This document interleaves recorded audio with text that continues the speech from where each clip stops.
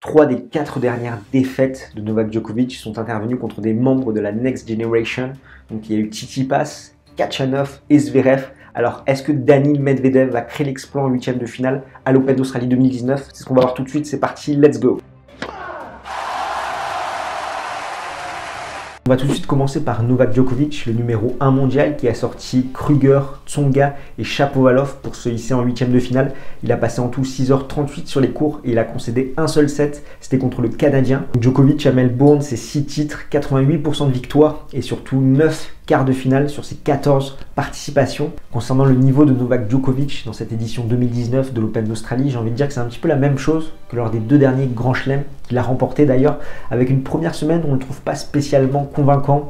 Il fait des fautes assez bêtes, il perd 1 ou 2 sets également assez bêtement alors qu'il mène largement la rencontre. Je rappelle qu'à Wimbledon, il avait perdu un set contre Edmund, à l'US Open, il avait perdu un set contre Sandgren et Fucsovics. Et là, c'était pareil contre Shapovalov avec un 3e tour vraiment très peu convaincant de sa part. Mais au final, il est toujours là, il sait vraiment appuyer sur l'accélérateur quand il faut. Il est vraiment en mode contrôle, en mode gestion. Et encore une fois, on ne reverra plus Novak Djokovic gagner tous ses matchs en Grand Chelem jusqu'à la finale 6-1, 6-0, 6-2. Maintenant, il faut s'attendre à le voir lâcher un petit peu, mais finalement être toujours là quand le tournoi avance et vraiment monter en régime au fil des rencontres. On va passer à son adversaire, Daniil Medvedev, 19e mondial, qui a sorti Harrison et David Goffin pour se hisser en 8e de finale. Il a passé en tout 5h25 sur les courts et il a concédé 0-7, c'est-à-dire autant que Roger Federer et Rafael Nadal pour se hisser à ce même stade de la compétition. Donc c'est tout simplement le joueur de la Next Generation qui m'a fait la plus forte impression. On sent vraiment qu'il a passé un cap pour rallier ce premier 8e en Grand Chelem et qu'il surfe sur sa confiance de sa finale perdue à Brisbane. Au niveau des confrontations, Djokovic mène 2-0, sachant qu'ils se sont joués lors de l'année 2017, donc c'était un autre Djokovic et un autre Medvedev. Comme d'habitude, je vais t'afficher les stats détaillées. Donc au niveau de Djokovic, on constate qu'il a de très bonnes statistiques au service, mais qu'il n'a pas été suffisamment clutch, sachant qu'il a converti moins de 50% de ses balles de break qu'il a obtenues. Il a un ratio proche du négatif entre coups gagnants et fautes directes.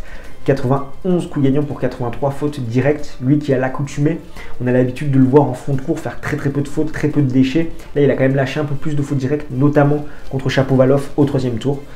Et de l'autre côté, on a Medvedev qui est vraiment très solide derrière sa première balle et qui lui, à l'inverse de Djokovic, a vraiment un ratio très positif, 90 coups gagnants pour 38 fautes directes en tout, et c'est vraiment surprenant de sa part, sachant qu'on sait que c'est un joueur qui peut facilement dégoupiller et facilement aller à la faute directe quand ça ne se passe pas comme il l'avait prévu.